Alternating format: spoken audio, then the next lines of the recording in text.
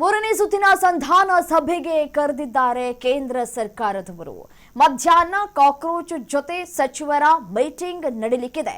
3:30ರವರೆಗೆ deadline ಅನ್ನು ಕೂಡ ನೀಡಲಾಗಿತ್ತು. ಸೊ ಹಾಗಾಗಿ ಅದರ ಒಳಗಾಗಿ ಈ ಮೀಟಿಂಗ್ ಅನ್ನ ನಡೆಸ್ತಾರಾ, ಏನ್ ಕತೆ, ಡೀಟೇಲ್ಸ್ ನಿಮ್ಮ ಮುಂದೆ.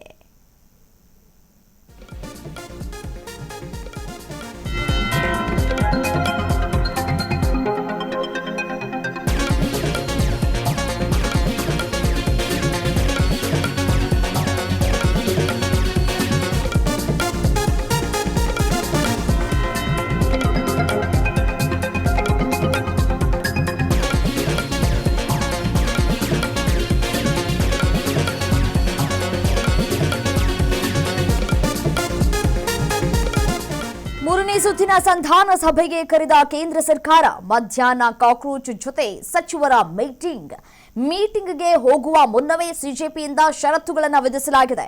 ಕೂಡಲೇ ಧರ್ಮೇಂದ್ರ ಪ್ರಧಾನ್ ರಾಜೀನಾಮೆಯನ್ನ ಕೊಡಬೇಕು. ರಾಜೀನಾಮೆ ನೀಡದೆ ಹೋದ್ರೆ ಮಾತುಕತೆಗೆ ನಾವು ಬರೋದಿಲ್ಲ.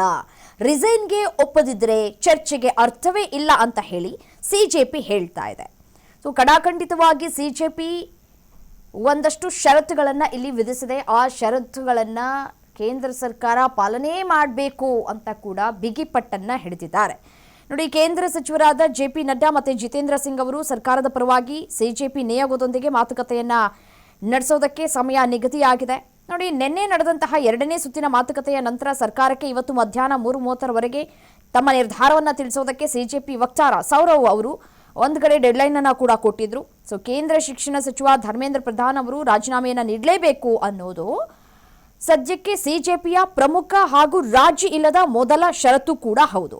ಸೊ ರಾಜೀನಾಮೆಗೆ ಒಪ್ಪದೆ ಹೋದ್ರೆ ಚರ್ಚೆಗೆ ಯಾವುದೇ ಅರ್ಥ ಇಲ್ಲ ಅಂತ ಹೇಳಿ ಸಿಜೆಪಿ ನಾಯಕರು ಇದೀಗ ಸ್ಪಷ್ಟತೆಯನ್ನ ಕೂಡ ಕೊಟ್ಟಿದ್ದಾರೆ. ನೋಡಿ, ಶಿಕ್ಷಣ ಸಚಿವ ಧರ್ಮೇಂದ್ರ ಪ್ರಧಾನ್ ಅವರು ಕೂಡಲೇ ರಾಜೀನಾಮೆಯನ್ನ ನೀಡಬೇಕು ಅಥವಾ ಅವರನ್ನ ಸಚಿವ ಸಂಪುಟದಿಂದ ವಜಾಗೊಳಿಸಬೇಕು ಅನ್ನೋದು ಪ್ರಮುಖ ಬೇಡಿಕೆ. ಮತ್ತೆ ನೀಟ್ ಗೊಂದಲ ಹಾಗೂ ಅಕ್ರಮದಿಂದಾಗಿ ಆತ್ಮಹತ್ಯೆಯನ್ನ ಮಾಡಿಕೊಂಡಂತಹ ವಿದ್ಯಾರ್ಥಿಗಳ ಕುಟುಂಬಗಳಿಗೆ ತಲಾ 1 ಕೋಟಿಯನ್ನ ಕೊಡಬೇಕು ಅಂತ ಹೇಳಿ ಸಿಜೆಪಿ ಆಗ್ರಹಿಸ್ತಾ ಇದೆ, ಅಂದ್ರೆ ಬೇಡಿಕೆಯನ್ನ ಇಟ್ಟಿದೆ. ಮತ್ತೆ ಇದರ ಜೊತೆಗೆ ಪ್ರತಿಭಟನಾ ನಿರತ ವಿದ್ಯಾರ್ಥಿಗಳ ಮೇಲಿನ ದೆಹಲಿ ಪೊಲೀಸರ ಈ ದಾಳಿ ಆ ಒಂದು ಕ್ರಮವನ್ನ ಖಂಡಿಸಿ ಅವರ ವಿರುದ್ಧ ದಾಖಲಾಗಿರುವಂತಹ ಎಲ್ಲ FIRಗಳೇನಿದೆಯಲ್ಲ ಅದೆಲ್ಲವನ್ನ ಕೂಡ ಕೂಡಲೇ ರದ್ದು ಮಾಡಬೇಕು ಅಂತ ಹೇಳಿ ಸಿಜೆಪಿ ಆಗ್ರಹಿಸ್ತಾ ಇದೆ. ಮತ್ತೆ ಮುಂಬರುವ ದಿನಗಳಲ್ಲಿ ಪ್ರತಿಭಟನೆಯಲ್ಲಿ ಭಾಗವಹಿಸಿದ ಯಾವುದೇ ವಿದ್ಯಾರ್ಥಿ ಅಥವಾ ಸಂಘಟನೆಯ ಮೇಲೆ ಕಾನೂನು ಕ್ರಮವನ್ನ ತೆಗೆದುಕೊಳ್ಳಬಾರದು ಅಂತ ಹೇಳಿ ಸರ್ಕಾರದಿಂದ ಖಾತರಿ ಭರವಸೆಯನ್ನ ಕೊಡಬೇಕು. ಅಂದ್ರೆ ಲಿಖಿತ ರೂಪದಲ್ಲಿ ನಮಗೆ ಭರವಸೆಯನ್ನ ಕೊಡಬೇಕು ಅಂತ ಹೇಳಿ ಸಿಜೆಪಿ ಹೇಳ್ತಾ ಇದೆ. ಹೌದು, ಮುಂದಿನ ದಿನಗಳಲ್ಲಿ ಈ ಪ್ರತಿಭಟನೆಯಲ್ಲಿ ಭಾಗಿಯಾದಂತಹ ವಿದ್ಯಾರ್ಥಿಗಳಿಗೆ ಸಮಸ್ಯೆ ಆಗೋದಿಲ್ಲ ಅನ್ನೋದು ಏನು ಗ್ಯಾರಂಟಿ? ಈಗ ಒಂದಷ್ಟು ಭರವಸೆಗಳನ್ನು ಕೊಟ್ಬಿಡ್ತೀರಿ. ಸೊ ಅವರನ್ನ ಸಮಾಧಾನ ಮಾಡಬೇಕು ಅಂತ ಹೇಳಿ ನೀವೊಂದು ಸಮಾಧಾನ ಪಡಿಸುವಂತಹ ಕೆಲಸವನ್ನ ಮಾಡಿಬಿಟ್ಟು ಮುಂದೆ ಈ ವಿದ್ಯಾರ್ಥಿಗಳ ವಿರುದ್ಧ ಕ್ರಮವನ್ನು ತೆಗೆದುಕೊಳ್ಳೋದು ಸರ್ವೇ ಸಾಮಾನ್ಯ ಆಗೋಗ್ಬಿಟ್ಟಿದೆ. ಸೊ ಹಾಗಾಗಿ ವಿದ್ಯಾರ್ಥಿಗಳ ವಿರುದ್ಧ ಯಾವುದೇ ಕ್ರಮವನ್ನು ತೆಗೆದುಕೊಳ್ಳಬಾರದು ಅಂತ ಹೇಳಿ ಲಿಖಿತ ರೂಪದಲ್ಲಿ ಕೊಡಬೇಕು ಅಂತ ಕೂಡ ಕೇಳ್ಕೊಳ್ತಾ ಇದೆ ಸಿಜೆಪಿ. ಇವತ್ತು ಮಧ್ಯಾಹ್ನ 3:30ರವರೆಗೆ ಡೆಡ್ಲೈನ್ ಏನು ಕೊಟ್ಟಿದ್ದಾರೆ ಸಿಜೆಪಿ ಅವರು. ಧರ್ಮೇಂದ್ರ ಪ್ರಧಾನ್ ಅವರು ರಾಜೀನಾಮೆಯನ್ನ ಕೊಟ್ಟರೆ ಒಳಿತು, ಅಥವಾ ಅವರನ್ನ ಸಂಪುಟದಿಂದನೇ ಕಿತ್ತು ಹೊಗೆಯುವಂತಹ ಕೆಲಸವನ್ನ ಮಾಡಬೇಕು. ನೀವು ಅದನ್ನು ಮಾಡಿದ್ರೆ ಮಾತ್ರ ಈ ಒಂದು ಸಭೆ ಅಥವಾ ಈ ಒಂದು ಮೀಟಿಂಗ್ಗೆ ಒಂದು ಅರ್ಥ ಸಿಗತ್ತೆ. ಇಲ್ಲದೆ ಹೋದರೆ ಈ ಮೀಟಿಂಗ್ ಮಾಡಿ ಯಾವುದೇ ರೀತಿಯಾದಂತಹ ಪ್ರಯೋಜನಗಳು ಇಲ್ಲ. ಇದು ಮೂರನೇ ಸುತ್ತಿನ ಸಭೆಯಾಗಿರುವಂತಹ ಹಿನ್ನೆಲೆಯಲ್ಲಿ ಅಥವಾ ಮೀಟಿಂಗ್ ಆಗಿರುವಂತಹ ಹಿನ್ನೆಲೆಯಲ್ಲಿ ಕಳೆದ 2 ಬಾರಿ ನೀವು ಮೀಟಿಂಗ್ ಮಾಡಿದ್ರಿ, ಒಂದಷ್ಟು ಭರವಸೆಗಳನ್ನು ಕೂಡ ಕೊಟ್ರಿ, ನಾವೊಂದಷ್ಟು ಷರತ್ತುಗಳನ್ನು ಕೂಡ ಹಾಕಿದ್ವಿ, ಅದಕ್ಕೆ ನೀವು ಒಮ್ಮತವನ್ನು ಕೂಡ ಸೂಚಿಸಿದ್ದೀರಿ.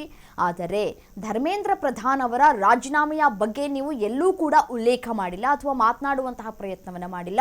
ನೀವು ತಟಸ್ಥ ನಿಲುವನ್ನು ತೆಗೆದುಕೊಳ್ತಾ ಇದ್ದೀರಿ ಅಂತ ಹೇಳಿ ಈ ಒಂದು ಪ್ರತಿಭಟನೆಯನ್ನು ನಾವು ಮುಂದುವರಿಸ್ತೀವಿ.